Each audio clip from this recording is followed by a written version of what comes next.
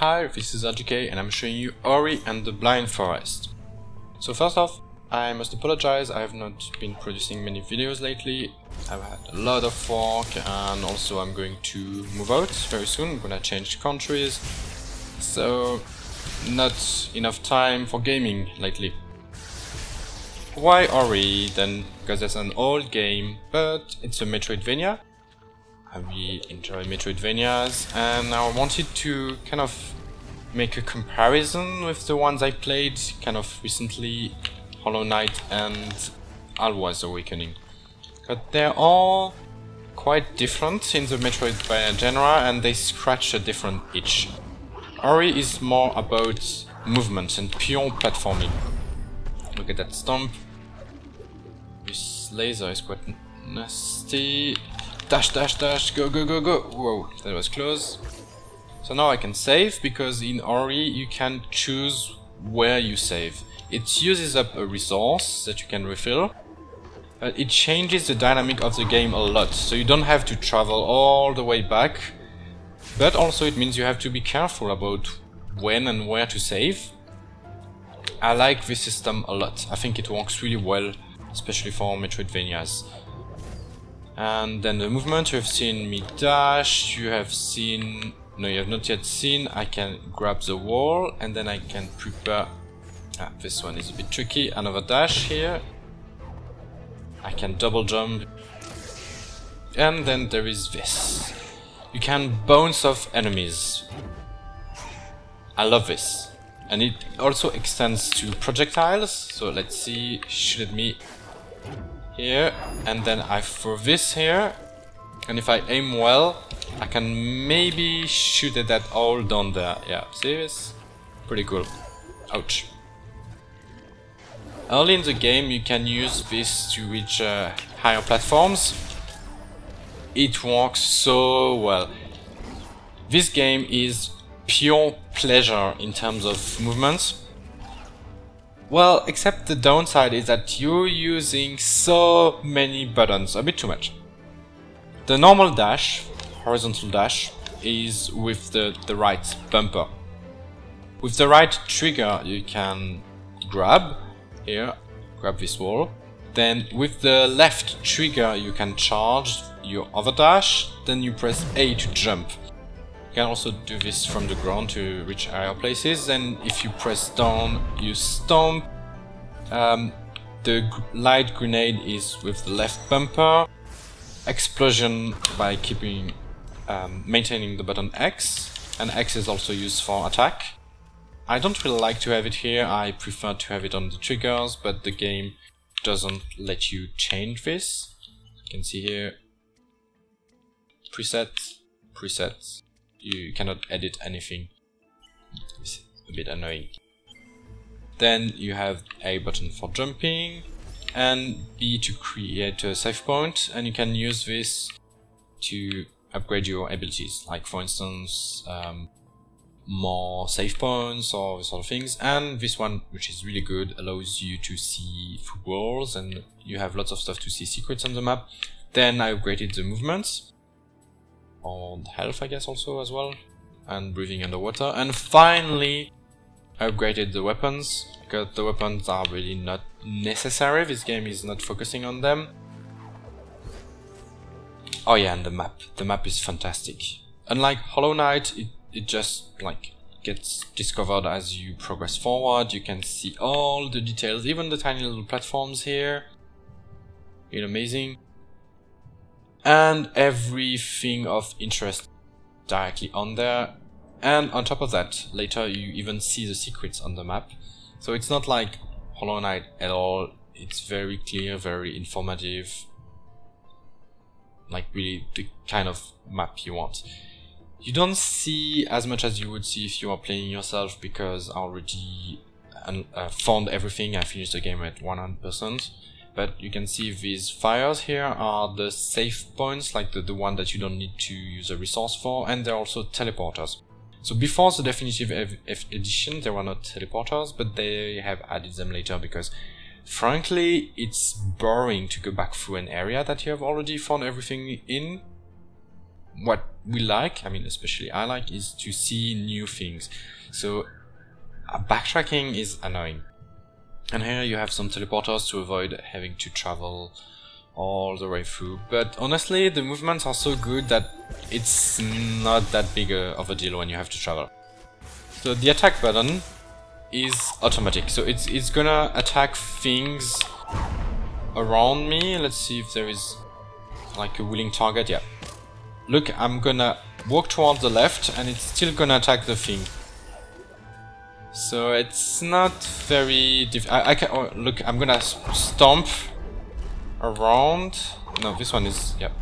No, this one I cannot stomp. It doesn't work that way with that enemy. This one is one that I have to protect, like this. Bye bye. But otherwise, if I stomp here, it would kill stuff that would be like on the right wall here. So you don't need to be precise. This is clearly not a game about fighting. This is a game purely about platforming and movements. Like, oh yeah, let's try the stomp. Here you die. See, I didn't even need to aim properly. Oh, I can kill this one by throwing it. No, I cannot move it. Not this enemy. Talking about the enemies, I find that they are very boring. But let's survive this part and then we'll discuss the enemies. Yeah, you can see one here. It's supposed to represent corruption in the forest, good old corruption, but honestly, it just doesn't work. This is the prettiest area in the game, I find. They said they are inspired by Rayman for how pretty things look and the animation and so on, and I can believe them. It clearly has a touch of Rayman. But what Rayman did better is its own unique universe that is very original and atypical. Oops, no, I should hold this for longer. And you have much more amazing sights and funny enemies and good looking things in Rayman. Because here everything is pretty but also a bit bland at the same time. The art design is good, but not very interesting. And if we talk about another game with just a forest, I could talk about Trine, which was so pretty because it used, like for instance, original and atypical colors for things that are not especially interesting. Or it had sometimes here and there gorgeous sights, while Ori, well, it doesn't really have that many sights that have a wow factor and you stop here and you're like, wow, this is amazing, I need to take a screenshot. The game is just pretty, but I don't know, it lacks soul, it lacks depth, I'm not sure, but I wasn't too fond of it. Even, you know, it's pleasant, but that's all. Yeah, I would have liked something a bit more. But the animations are good and there are some cutscenes, so the story in these sort of games, in Metroidvanias, are usually not extraordinary. Okay, this is a dungeon. Yeah. So the stories are usually not especially interesting, but in this one it's okay. I mean, I wasn't particularly engaged with it. It's really hard for a story in any game to get me interested in it. However, I appreciated the very sad story. It's not something that you see usually with a bad guy deciding to, like, you know, I want to take over the world or something. Here, you feel bad for the bad guy and you totally understand that it's an owl. You totally understand the owl's decision to steal the light that you have to go after. So I went into this dungeon to show you, it's early in the game, and normally when you reach the top then you have a sequence where you have to escape, and there is no checkpoints at that moment, so you have to learn exactly where to go. Like you have to know an obstacle is coming this way, so you're gonna have to steer right at that point and so on. I don't especially like this. I guess it's important for the pacing of the game. Suddenly you have something a bit faster than usual, but to be honest, it's very difficult. I don't mind difficulty, but it's not fun difficulty. And a lot of people are going to get stuck, despite how pleasant the game is. It's very difficult during some sections. even if you can save and so on. Okay, the length of the game can last, let's say, it took me about 10 to 12 hours to finish it 100%. And I think it overstayed its welcome. Personally, I don't like when games are too long. I find Hollow Knight way too lengthy. I know that a lot of people want to stay in their game for a really long time, stay immersed in that universe, but personally I'm not into staying in a game for too long, and already overstayed its welcome. Not because 10 to 12 hours is too much, but more because how to say, some areas started to not be so interesting anymore. Half to 2/3 of the game are absolutely fantastic. I just loved oh no I help. I don't want to go near laser right now. I don't feel like lasers at this moment. Yeah, so some of the areas in the game at the start are fantastic in terms of level design. It flows really well. You keep discovering new areas that are cool, and you use your new powers. It's all well, but then after a certain point, I would say from half to 2/3 of the game, you start to have a few areas that are not so fun anymore. Take your own projectile in your face, you spider. And like, how to describe, like for instance, it's a place where you have to transport a little light to be able to see the platform in a dark area. It's not pretty, and it's boring, because once you have that little light, you cannot use the rest of your movement abilities.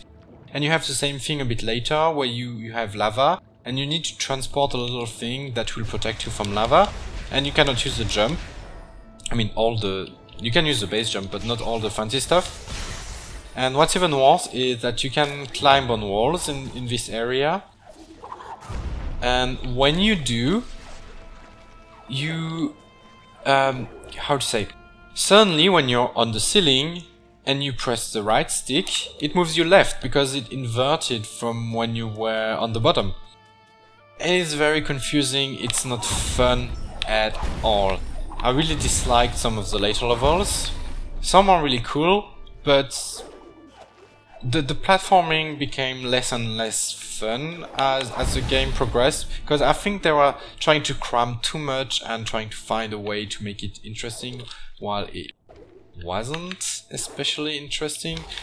I mean, usually in platformers, from the moment when you have to move boxes or an item around, then it just, no, they just didn't have enough ideas to make their concept work. Except in Alwa, because you can just summon the box wherever you want, so it's okay. But in most games, no, the end of creativity from the moment when you have to carry a box around. While and Shrine is okay as well, because you can summon them, so you have to do it on the spot.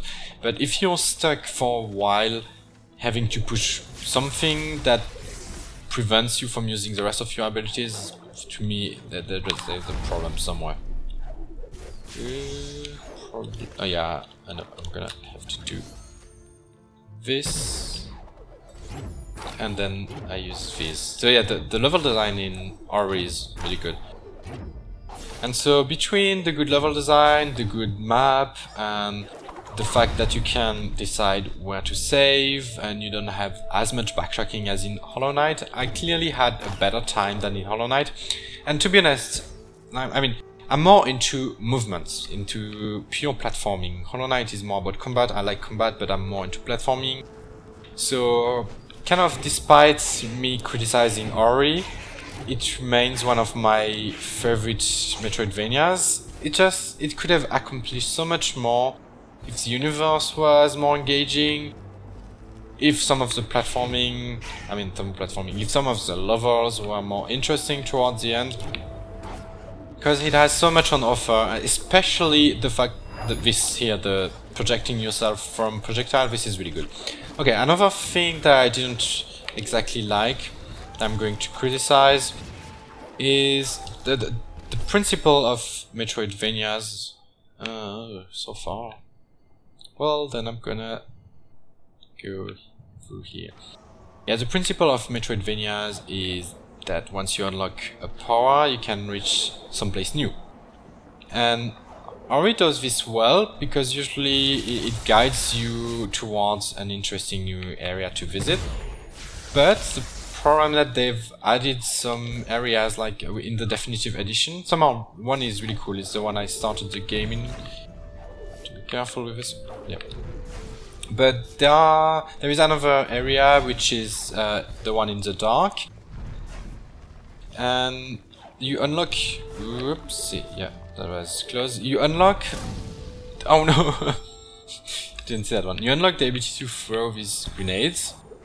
And suddenly you hit like some lantern or whatever and it opens doors. But before you reach that part, you're not exactly sure how to open doors and you're looking everywhere for a switch to trigger and you don't find it, so you waste your time. And then finally you understand later that you have to use this light. And you revisit the area and you use the light and yeah, cool, you found a secret, you get a few more ability points, but you went all the way for almost nothing, you know, it's just like tedious, busy work. It would have been better if you could unlock a whole new area. That's what makes sense, you know, in Metroidvanias, to unlock a new area. But if it's just on the purpose of, you know, finding one little secret, then it's boring. That's exactly one of the reasons why I didn't like Hollow Knight. It was very unclear on where you have to go with which power or what. See this area? It's pretty, but the background is, I mean, in comparison to, I don't know, like a weird fortress you would have in the background of Rayman or a castle of Trine here, it's not very interesting, it's just pretty, not particularly engaging. So yeah, kind of bit of mixed feelings with Ori. A really good game, but missed attempt sometimes. So that's it. So I wanted to give my opinion on another good Metroidvania that is one of my favorite despite all the criticism. And I wish Hollow Knight took a leaf out of Ori's book when it comes to the map and the level design and guiding the player. Here it's not too much, just good. No, I have to block this with a rock of some sort. But anyway, I think I'm starting to repeat myself, which means that I've said everything that I wanted to convey about this game. So I hope you enjoyed this video. Bye bye.